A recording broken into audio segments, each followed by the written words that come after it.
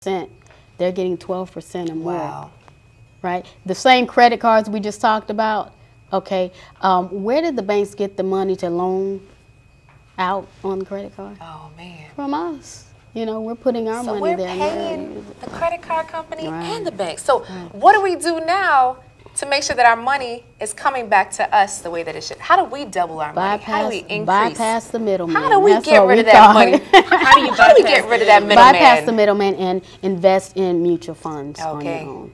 Yeah. How would you say that somebody could get started with that? Just as simple as, let's just imagine this person, you know, they've already dealt with budgeting. They're pretty good on budgeting. You know, they've dealt with debt management. They're pretty much there. So now they're at a place where they're saying, hey, I'm ready. I want to start making my money work for me instead of me working for my money. Well, we start off mutual funds for as little as $50 a month. Wow. Okay.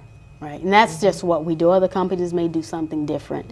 But the way that we do business also, as you know, a financial needs analysis, all of these things that we're talking about, putting everything in perspective. I hate to advise without diagnosing. Right. Okay, so this is general. Here's our disclaimer. This is general stuff. General. Yeah, without case diagnosing, you know, what's going on.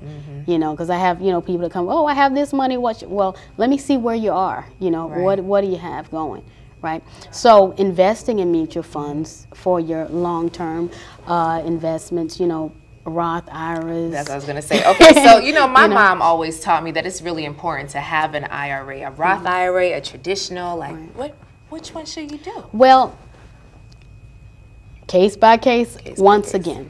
The difference is the traditional IRA is actually tax deferred. Wow. Okay, so you don't pay taxes on it now, but later on when you retire, you pay taxes when you're in a lower tax bracket. That's the Roth. The traditional. All right, and this is just basic because there are more differences than this one thing. But the Roth IRA is tax-free.